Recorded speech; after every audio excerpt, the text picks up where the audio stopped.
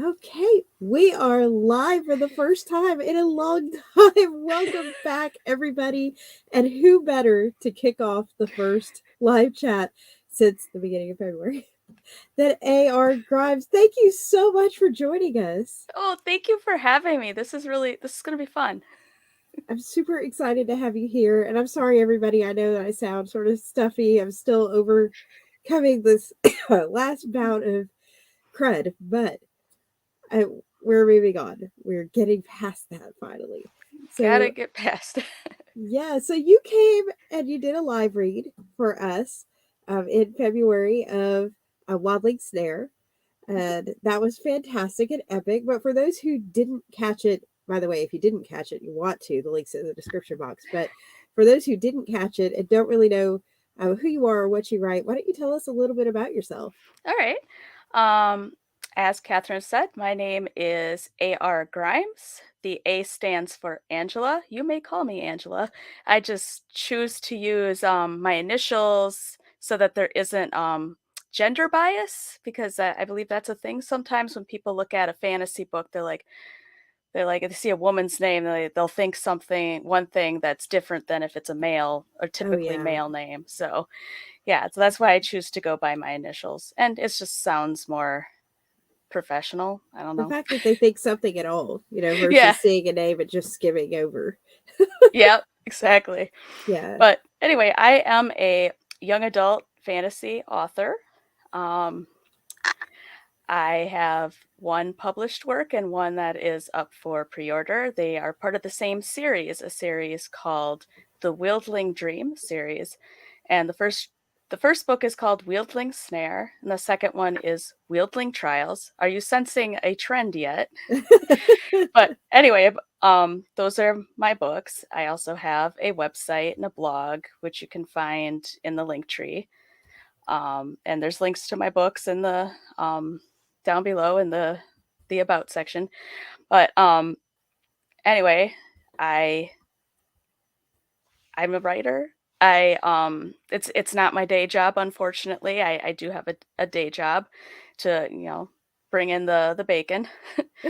A lot I of us do, though. A lot of us do. Yeah, a lot of people do because you're not going to get rich as an author, unfortunately, unless you're Stephen King or Brandon Sanderson. But you know, in any event, I'm married. I have two children. Um, my eldest son is 19. My youngest is 10. I'm kind of writing my books for them, even if Aw. yeah. Michael, my youngest, did try to read Wieldling Snare, which is more geared towards older than 10, I guess you would say, because the main characters are in their mid-teens. And he got about 12 pages and he's like, "Mom, it's just a little bit too hard for me." Helen. Hi. Nice to see people popping in. Um, so yeah, we also have three cats. Hopefully, Yay! yeah, I love my cats. Hopefully they don't start banging on the door. I closed the door so they wouldn't come in meowing and demanding things as usual when I'm busy, which cats are wont to do. Um, so Yeah, they're yeah, so quiet all the time, and then you get on a live, and all of a sudden it's like, I'm meow, meow, here! meow, meow. They Like, I sing the promise song. if you're here 23 other hours in my day, they're like, Yes, quiet. it's like I'm singing the song of my people because you're live right now. They must know that you Yep, have a familiar. yep. Helen says, my cat is more famous than I Giant films, yep. That's generally the way it goes. am. I mean, on my TikTok, I have videos of my cats too because, cats are more fun. It's like, here's my amazing book and the cat reading it. It's yep, the cat loves the book too. So Oh, well, yeah. it's so good to have you here. I think this is such a small world because I met you through my friend Huckleberry Rar, who I met through a Facebook group of other writers. And it's like just spirals, spirals, spirals.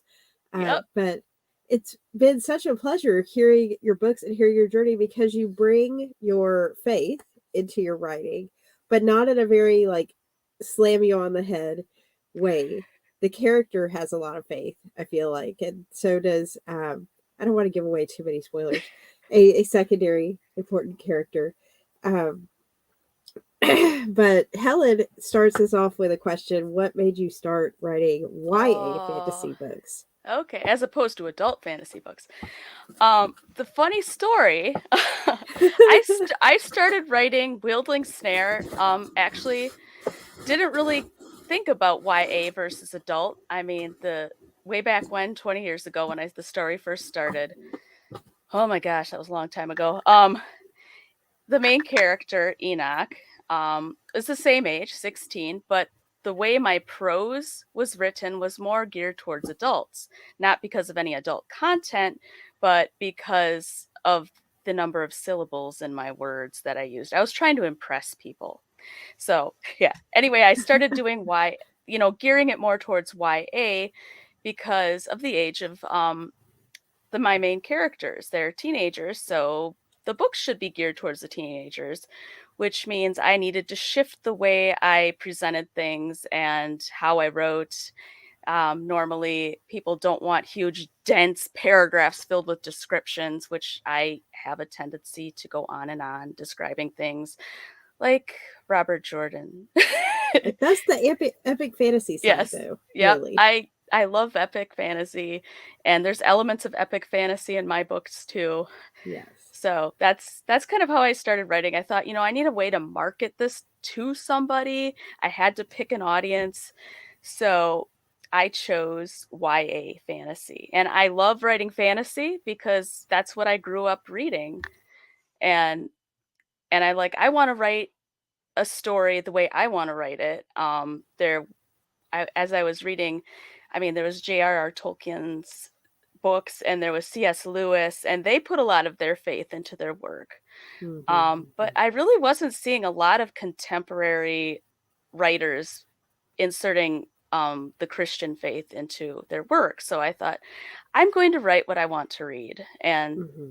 that's basically the way it is for a lot of people, I think. They write they tell stories the way they want to tell them as opposed to the way somebody else did it. And, they may like the way someone else did it, but they have something to say that's unique. And that's basically why I write YA fantasy. Yeah.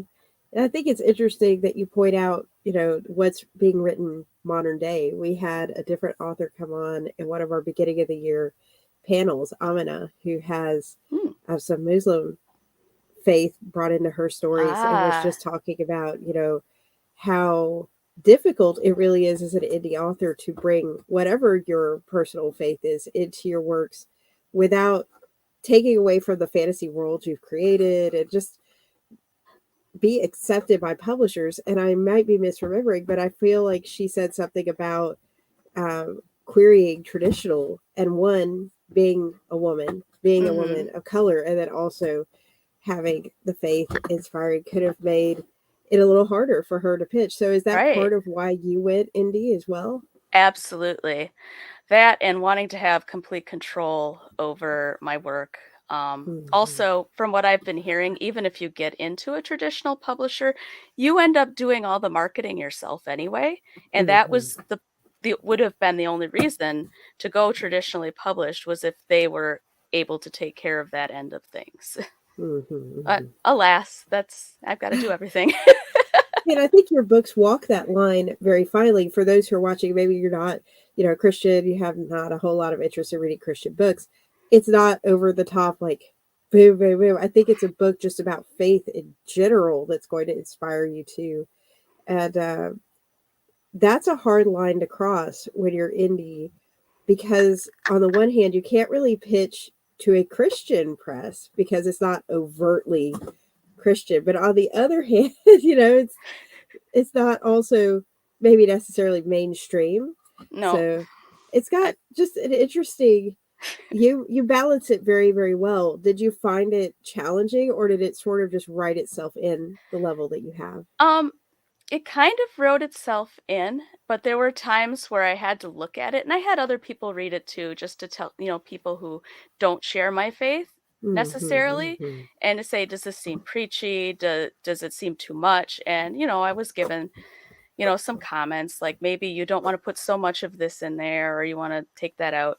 And for the most part, I agree. I'm like, yeah, I don't, as long as the message is there, um, the way I want to show it, and I feel Mhm. that it comes across as, you're reading a fantasy adventure, but these characters have their personal faith that kind of it's a huge part of their lives, and that informs their choices. Oh, hi, Lawrence. Speaking of Lawrence, he just had a book come out. Oh, congrats, Lawrence. Yeah, it's called yeah, it's a sci-fi kind of with horror elements. It's also somewhat YA, I believe. I mean, I've read it and he's changed it a bit since then, but it so Lawrence Henry, look him up. Yay. Lawrence, send me a message so we can because I don't just do sci-fi. We do sci-fi and fantasy and science fantasy. But you speaking of one of my most beloved tropes that sort of stands on that line, portals, Ah, portal fantasy, um, which some people are like, oh, portals make me think of sci-fi, so that's sort of why I drag it over here. I am in love with portals. Thank you, Narnia, for starting me on uh-huh. this journey. Um, how did you go about incorporating portals into a modern fantasy for young Uh, adult? um Modern. Okay, yeah. The time frame that this story takes place in is the mid 1990s. So it's somewhat contemporary. It's not like right now, but in Right, my right. childhood basically. So that because that's when I started writing the story, and I put a portal in it because at that age, I'd read Chronicles of Narnia, and I'm like, "Oh, wouldn't it be awesome if I could just go to this world that I made up?" And I thought, "Well, why can't I? I'll just insert myself in the story," which is basically what I did through the character Annabelle. She's basically me, but not Oh, really, as I was at that age, but hopefully less whiny. Um, so yeah, that's why I mean I put it in there because that's what I would have loved to had an adventure like that, to go to another world and meet somebody who shared my beliefs and had basically kind of the same outlook on life, but also was in a completely different world with other people who maybe didn't look human but right. were considered human and had the same values as we do as humans in general. Hmm. So Yes. that's why I just love portals, and as you read you'll find out that there are portals within portals in the series. So it's just all over the place. Yay. I'm super excited. I Yeah. just love it. If you've read any of my books at all, people who are watching, if any of my readers are watching this, the portals are there and it is Yep. awesome. Go check it out in Angela's book. But no, and you see a little glimpse of sort of the characters and the feel too in the live read that Angela did. And again, that links in the description for people who are hopping in late or watching the replay. Um, your book starts out sort of on an interesting front. Um, we're used to seeing these YA fantasies where the world is happy, the world is great, and then something goes wrong. And then at the end, the world is happy again. And one of the interesting twists in your book is the main character starts out in sort of a chaotic, my life is turning upside down. And then it gets more chaotic, but there's still hope in it. How did you balance that darkness with the hope that the main character carries? Is that something you had to like purposefully plot out? Did it just happen?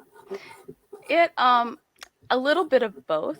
Um for the most part it happened because the inciting I should not be trusted with portals. Yeah, you're right. You shouldn't. I don't think any of us should be. But with yeah, back to the thread that I was talking about. The inciting incident is basically a death. The main character is dealing with the fallout from his guardian dying, and having to take over the reins of power in that situation. And that's just like I had to put myself in his shoes and think, how would I react to all of this? I mean, and the kind Mm, of person Enoch is he wants to do his best. He still had his faith, he still had a support group around him, helping him out, even if he didn't necessarily listen to them all the time. And it's just that I had to, incorporate those sort of real life elements. I mean, and if any of us are having a problem here in real life, we hopefully all of us have a support network and people we can fall back on, and we have our faith and the things that we trust in to kind of get us through these tough times. And in many ways, Enoch had to cling to that, to his faith, and hope that God would bring him through his troubles. hmm. And that's sort of what spurs him. He loses. There's a lot of loss just in the opening, losing friends, losing a guardian, trying to find his place in the world when everybody else expects him to find their place in the world.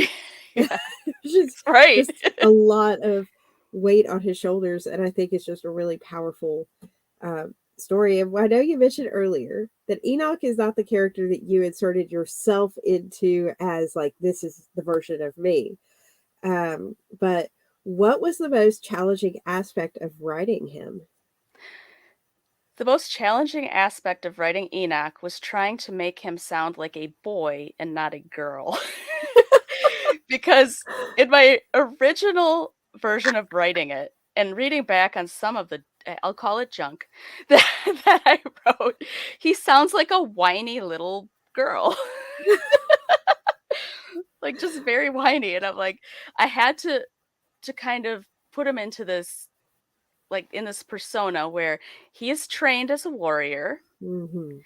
and he has been raised to be responsible, and he's and to respect his elders and things like that. And so I had to pull in these things like, okay, how would a boy face this? And I don't mean to generalize, because I know there's different definitions of how boys do things versus Hmm. girls, and maybe there shouldn't be a dividing line there, but there are differences.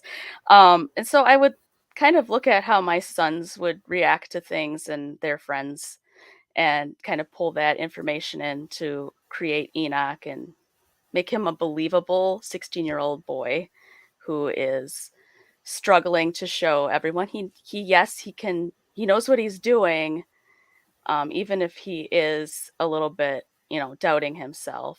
Mm-hmm. Yeah. And then, of course, separating your own voice from the voice of a main character that's not like you is a Right. huge challenge. So I really take my hat off to you in that Oh, regard. It's thanks. been something that's been really challenging as far as, I think a lot of us, when we first start writing, it seems like a lot of us write fan fiction or we write stories where we want ourselves to be in those worlds, like you said, and there's nothing Mhm. wrong with that. But at some point in your writing journey, you branch out into writing about people who aren't you, and that's the hardest thing right there, is getting It into, is. okay, I'm going to be in your head even if you do things I would never do and I honestly don't really Exactly. like. Oh, speaking of which, there is a villain point of view in the book, and that had its own challenges as well. Did you like the villain or Enoch better when it came to writing the POVs then? Oh, the villain is fun to write because I can allow, because Enoch is I mean, he's not perfect, and that's Right, very right. clear when you get in his head that he's not perfect, but he's a good boy. He tries to do what is right. William is the name of the villain. He's all in it for himself. He wants power, and he wants to do things his way, and he's very irreverent. So there's a bit of, there's a lot of make believe cursing going on Mhm, and things like mhm. that. And just like you can use a villain point of view to kind of just do all the things you always wanted to do, say all the things you wanted to say that maybe society doesn't really approve of. which adds the layers into there of, but would they be a villain if? If, yep, exactly. Yeah, yeah, that's great. Helen asks, what is your favorite part of the writing process? Writing versus editing versus publishing? Well, I will say that once it's published, yay, it's done. It's out there. I don't have to worry about it anymore, but I have to market it. Anyway, I love writing. It is work for me. Some people write to relax. For me, it's like a second job. I have to a lot of times make myself sit down and do it on a regular basis. Otherwise, there are times when I'm in the mood to write and it's a joy. The problem is I'm one of those crazy people who tries to edit while she's writing, and I need to stop doing that.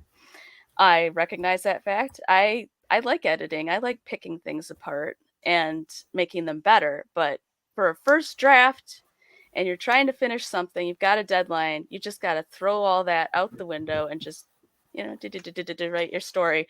But Yes. I love creating things, and so there's aspects of all three that I really enjoyed. And publishing in and of itself has been an adventure, and if it weren't for my friends Huckleberry and Lawrence and and a couple other people in these chat groups that I work with, I probably would not be published today. It Mm, The whole journey involves a lot of different people and friends and even in family who have been supportive, especially my husband who's had to take care of a lot of stuff that normally I would have taken care of. yes, yes. And it's great that you have support from your family. We've had authors on who are doing it solo. We have authors on who Oh, have that yeah. support. If you had some advice to give to a new writer who's looking at how am I going to finish my book? How am I going to make this reality for myself? What piece of advice do you think they should start out with? Okay, to start out with, if you are in the middle of writing something and you have a fairly clear plan of the way you want the story pans out, I mentioned before I edit as I write. Don't do that. Do not just write. Say this is my garbage draft. Is get all your ideas down on the paper, or on the screen, whatever you're working on, and just get it done. I remember my mother. She would see the stuff I was writing, so, this is really good. Finish it before you move on to something new because there's shiny ideas flashing around everywhere that are going to distract you. You're going to want to write about those ideas, but don't write down, just jot down notes about these shiny things and then just go back to what you're working on, get it done, and make sure you have to have a schedule planned out for you. You know, this I'm going to write X amount of words today and try to meet that goal. And then, it doesn't have to be every day, but it needs to be consistent. You need to consistently sit down, even if it's just once a week, Mm, and just write, get your ideas down. I mean, I have so much advice for people, but those are the two biggies. If just writing, just writing in general is, yeah, yeah, guilty as charged. guilty. Yep. Lawrence knows what I'm talking about. I have to put masking tape over my backspace key when I'm drafting Oh my goodness. I never thought of doing that. because I'm an editor by day. Oh, I And if know. I don't like for other people's books, if I don't like get rid of my ability to go, you know what, let's just do that. That word's not good. Nope, nope. I've heard of some people what they do is if they're writing, in Word, they change their font color to white and they just write, and they Oh don't even wow. see what they're writing. I could not do that, that would I drive couldn't me do that either. insane. I'd But forget what I was writing. yeah, I say kudos to anyone who can do that. I mean, Yes. I'm a hunter and a pecker when it comes to typing. I need to be I can't just look at the screen. I tried taking keyboarding classes, but they did not work for me. So, That's okay. As long as yeah, it gets written, right? As right, long as it gets exactly. written. I tend to be Absolutely. I tend to edit by nature, so I hear you. I know exactly what that's like. So you mentioned earlier that you started out writing these books for your kids. Have they read them? Actually, I had to kind of force my 19-year-old son, Gabriel, to read it. We were in the car, and I had this was before it was officially published. I had the printer's proofs, like 2 copies of that. So we were on a trip in the car, and I handed him the printer's proof, and I said, "Here, you're done with the book you're currently reading that you've read 3,000 times. Here, read this." So he did. He read the whole thing. He's like, "Yeah, that was pretty good." I even I even dedicated it to him. So he should at least read it, I think. Exactly. How did you create the world? Oh my goodness. Oh, this I could start talking about the origins now. This is funny. You're gonna love this. Yay! The series is called Wildling Dream, and there's a reason for that because this whole thing started with a dream. Like one night I had a dream. Um, it was actually back in 8th or ninth grade. I had this weird dream about floating into this place, like holding onto a bunch of balloons into this world where there were griffins and dragons and um talking dog people and just weird stuff. And so And you were that's hooked. and I was like, yeah, this is my jam. I was I was already creating weird characters anyway, that but now I finally had a place to put them. So this all started from a weird dream I had one night when I was a kid. That's awesome. And here Yeah. you are writing it all these years later. Oh So yeah, do your day job coworkers know you write? oh yeah, they know. I've told them about it. And some of them have even bought my book and read it. Nice. So It how do is. you manage, momming, working, writing? That's a lot to have on one plate. I don't do it very well. I'll just tell you that much. At least I don't think I do. I mean, my kids are still alive. My husband is somewhat sane. I'm somewhat sane. The cats are still alive. I've called that a win. And Yeah. um my job, I'm basically administrative assistant. I don't have a lot of high level decision making, so I'm not mentally burned out from my job. So, and there's times when I can actually do a little brainstorming at work or maybe edit something at work for a little 15-minute increments of time on my breaks. Hmm. So that helps. And my husband is very supportive. He really does a lot around the house and without complaint. He's a saint. Saint Ryan. Oh.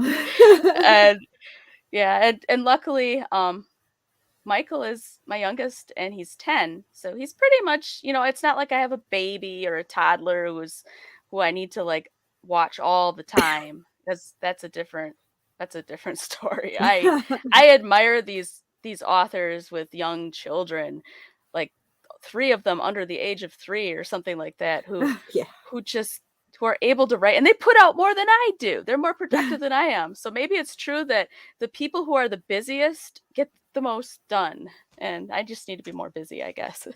Or maybe we just don't sleep as much because the kids are still young and we're like, well, if I'm going to be awake, I might Yeah, as well be writing something. exactly. I think it's really interesting though, and I'm saying this for the other writers who are watching who feel the same way about putting things out, is sometimes what we see other people putting out can be deceiving. Like people have asked me for Lord's Gambit. They're like, how are you writing so fast and putting out the 5 books back to back to back, all between January and June this year? Yeah, I'm And I impressed. was like, I didn't. I wrote these books 11, 13 years ago, Oh, back in wow. college and high school. And I'm just revising them now. So sometimes we see things and we're like, oh, they're working so fast, but maybe they just had a big A big backlog backlog. or Yeah. something. That's kind of Yeah. with like it is with me. I mean, with this Wildling series, a lot of it I wrote as a kid in high school or in college, and I'm just now revising it, basically rewriting it, but the bones are there. Yeah. So that makes it a lot easier. Yeah. And so book 2 is getting ready to come out. You've got the pre-order up. If you're watching on YouTube, you can go click the link in the description box. If you're watching on Twitter, here's the link here. I know it's a little lengthy, so I'll leave it up for a second. But book 2 is on pre-order. Book 1, it's free, right, with Kindle Unlimited. Oh, exactly. So I had to get a Kindle Unlimited subscription so I could go out and read all these other indie authors' works because I wanted to leave reviews for them.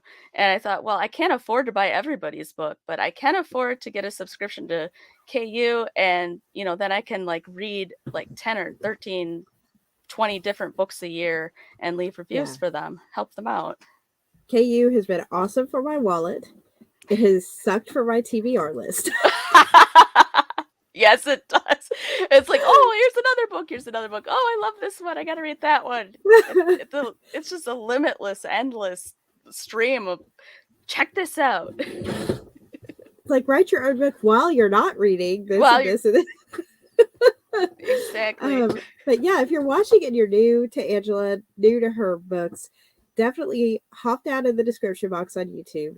Click the link to watch some of the live read, and you can get a feel for the book, and then you can hop over and read the whole thing in KU if you like it. Then you can pre-order book 2 if you like that. Yeah, Um, it'll be an I adventure. It's really exciting, and I cannot wait to read book 2. I need to finish the end of book 1 because I've read about half of it. On the never-ending bookshelves, exactly. Uh-huh. So before we hop off, Angela, do you have any live events or sightings coming up in the year that we should know about, or anything else big that we should be like, this is the thing we're watching for from Angela this year?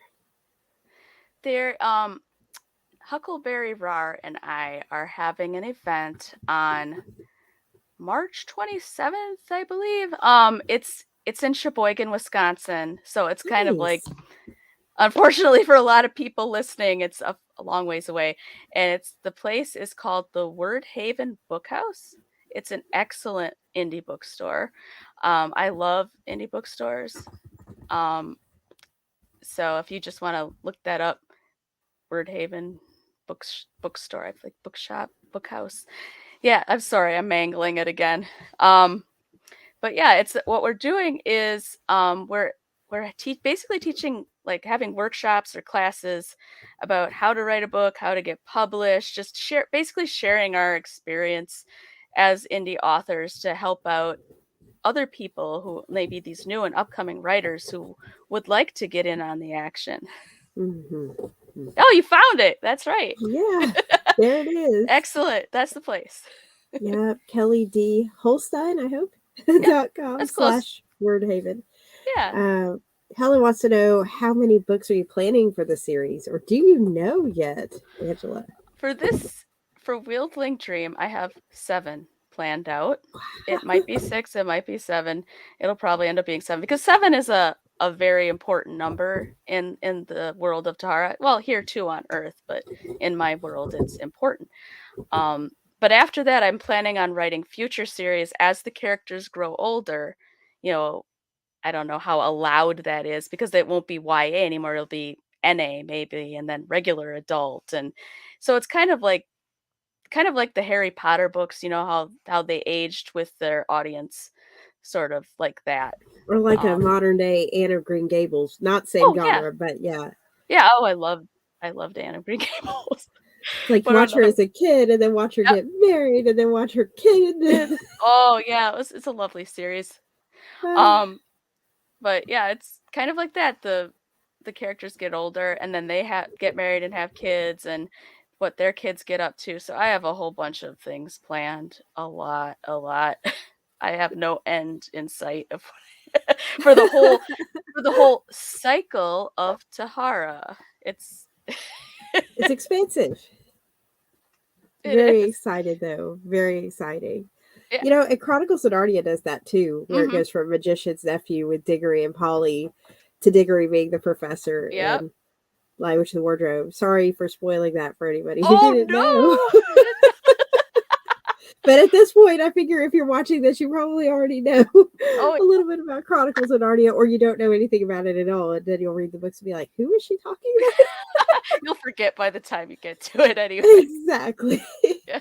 Well, thank you so much, Angela, for hopping on and being willing to do this with us and rescheduling, because a lot of the authors, for the people watching who were scheduled in February, are being rescheduled for the early and middle part of March. So don't worry. Um, just because I was sick and couldn't do it in February does not mean that they're not going to get their time to talk to you guys about their books and their writing. So Exciting. please come back and check out more, and definitely check out Angela's books and Angela's pages. Those are all linked in the description box for you as well. Right, thank you. This was so much fun. Yes, thank you for everybody who joined. If you're watching the replay and you have questions, drop them in the comments. I will make sure that those get over to Angela, and then we will make sure you get an answer on those. Thank you so much, everybody. Take care. Take care. Bye.